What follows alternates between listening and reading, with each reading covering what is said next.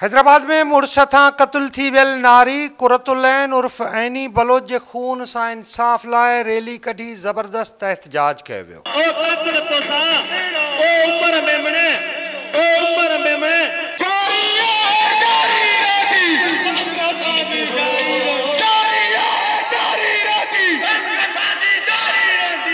यह रैली कासमाबाद के नसीम नगर चौक का कढी वही, जेका वाधूवा थदी सड़क SSP चौक ऐं रेडियो पाकिस्तान खां थींदी प्रेस क्लब पहुती, जिते रैली में शामिल माण्हुनि कुरतुलैन जे खून सां इंसाफ़ लाइ सख़्त नारेबाज़ी बि कई।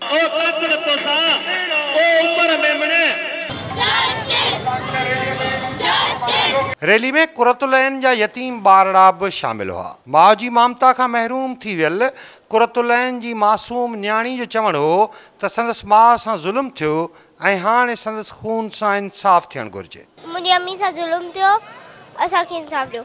एहतजाजी रैली में कुरतुलैन जे वारसनि खां सवाइ मुख़्तलिफ़ सियासी ऐं समाजी तंज़ीमनि तोड़े सिविल सोसाइटी जे नुमाइंदनि भी शिरकत कई। डॉक्टर दोदे मेहरी ऐं डॉक्टर न्याज़ कालाणी भी नारी जे खून सां इंसाफ़ जी घुर कई। सॼी सिंध में तव्हां ॾिसंदो जैकम्बाद खां वठी हिते लियारी ताईं, लियारी खां वठी हिते कराची मलीर ताईं, हर घिटी में, हर रस्ते में, हर रोड ते जेको आहे बेगुनाह क़त्ल थियनि था।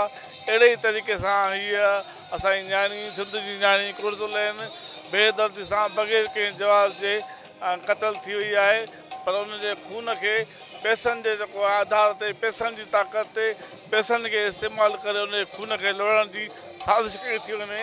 इन करे असीं चऊं था त बेदाद हुकूमत मां ख़ुदा शल जेको आहे सिंध जी जान छॾाए, त जीअं माण्हुनि खे, सिंध खे, इंसाननि खे इंसाफ़ मिली सघे। त हिते इंसाफ़ तमामु महांगो आहे। महांगो त न, पर हमेशह इंसाफ़ ताक़तवर माण्हू जे हथ में हिकिड़ो हथियार रहियो आहे। उहो जॾहिं जंहिं वक़्तु उनखे उहो इस्तेमालु कंदा। जेको बि ताक़तवर आहे, हीअ केस बि आहे। हिन केस में हिकु अॻियां औरत क़त्ल थियल आहे, अॻियां माण्हू सोर्स वारा आहिनि, उन्हनि जो अॻे ई माना सम्झो त अदालती सिस्टम जो असरु सूक आहे, हुकूमत सतह ते बि उनजो असरु सूक आहे। तंहिंजे करे हिन केस खे इंगाइनि पिया, डिग कनि पिया ऐं तव्हां सां मुतफ़िक़ आहियां, उनखे लोड़ण जी कोशिशि कनि पिया। असां घुर कंदासीं त हिन केस जो मुंसफ़ाना इंसाफ़ कयो वञे, उन केस जे ते जेको दबाव आहे सो ख़तमु कयो वञे ऐं जेके मक़तूल आहिनि, जेके मुतासिर आहिनि, उन्हनि जी ॿुधी वञे, उन सां इंसाफ़ मुहैया कजे, उनखे तहफ़्फ़ुज़ मुहैया कजे। कुरतुलैन बलोच समेत बेगुनाह औरतुनि जे क़त्ल ख़िलाफ़ निकितल रैली में सिंध अंदरि इंसाफ़ लाइ जदोजहद जी अलामत बणियल माई जिंदो बि शरीक हुई। कुरतुलैन जी अमड़ बि पंहिंजी जुआण जमाण धीअ जे बेगुनाह क़त्ल ख़िलाफ़ ॻाल्हायो ऐं हुकूमती मशीनरी जे रवैये ते ॾुख ज़ाहिर कयो। पुलिस वेकाई पई आहे, इंसाफ़ कहिड़ो मिलंदो? अलाह त ॾींदो न, मां बि छॾींदसि कोन। ये रैलियूं पई कढंदसि, मन न मन को हुकूमत खे को तरस पवे। नंढनि बचनि जो क्यास थियनि, बेगुंतरी करे मारियनि, हॾी भॼी पयूं, कंध जूं आङुरियूं हीअं हस, नज़र ख़तमु थी वई, खाॾी भॼी पई, नक जी हॾी भॼी पई, कंध जी हॾी भॼी पई, क़बर में लाथनि त बि खून बीठो कोन।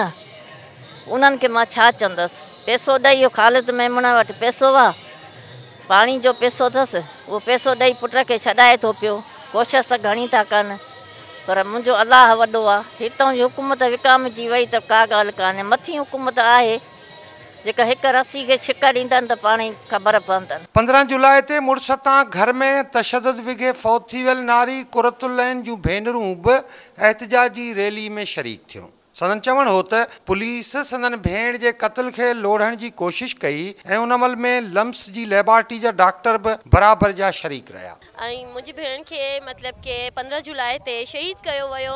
डॉक्टर्स रिपोर्ट्स चेंज करे छॾियूं पैसा खाई करे। पुलिस बिल्कुलु कोऑपरेट न कयो आहे असां सां, लेकिन थैंक्स टू कोर्ट कि कोर्ट असांजी फेवर में फ़ैसिलो कयो आहे ऐं असांखे उमेद आहे त अॻियां बि असांजी फेवर में ई थींदो रहंदो।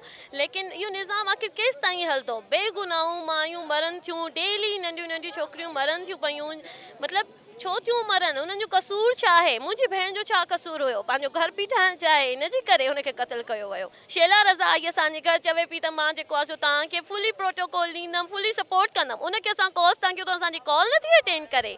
असांजो मतलब कि रिस्पॉन्स नथी असांखे लम्स जा डॉक्टर्स पैसा कुछ चंद पैसा वठी करे मतलब कि फ्री विया मतलब कि माई जो खून एक इंसान जो खून एतिरो सस्तो आहे चंद पैसनि में बिकजी विया पुलिस असां सां बिल्कुलु कोऑपरेट न कयो पर फिर भी असां थैंकफुल आहियूं कोर्ट जा जो कोर्ट असां सां सही मतलब असांजी फेवर में मतलब कि फ़ैसिलो ॾिनो ऐं उम्मीद आहे असांखे त असांजी फेवर में ई सभु कुझु थींदो लेकिन आख़िर इहो केस ताईं हलंदो कोई इहो बि ॿुधाए न ऐं असांजी भेण जी खून सां इंसाफ़ कयो वेंदो असांजो इहो मुतालबो आहे त रोज़ रोज़ बेगुनाह औरतुनि खे मारणु बंदि कयो वञे छा तव्हां इहो ॿुधो आहे त कंहिं घर में कीअं वाइफ पंहिंजे हस्बैंड खे मारियो आहे अॼु ॾींहं ताईं त असां इहो न ॾिठो आहे त को हस्बैंड मुंहुं हुजे पंहिंजी ज़ाल जे हथां त पोइ ईअं छो आहे त सदाईं ज़ालूं ई मरनि थियूं उन्हनि वीचारनि जी त का ग़लती बि न आहे न छा असां मतिलबु औरतूं इन लाइ आहिनि त शादी करे मुड़ुसनि जे घर वञनि हुते बिला वॼा उहे मरियूं वञनि मुड़ुसनि जो टॉर्चर बर्दाश्त कनि ॾिसो असांजो इहो ई मुतालबो आहे त केस जेको आहे उहो पुलिस सही है रीइन्वेस्टिगेशन कनि ऐं रिपोर्ट्स जेके आहिनि उहे रिपोर्ट्स असांखे वापसि खां कराइणियूं आहिनि सीधी ॻाल्हि आहे रिपोर्ट्स असांखे वापसि खां कराइणियूं आहिनि छो त असांजी रिपोर्ट्स में डॉक्टर्स पैसा खाधा आहिनि ऐं असांजी रिपोर्ट्स उन्हनि चेंज करे छॾियूं हालांकि मुंहिंजी सिस्टर खे कोई अस्थमा न हो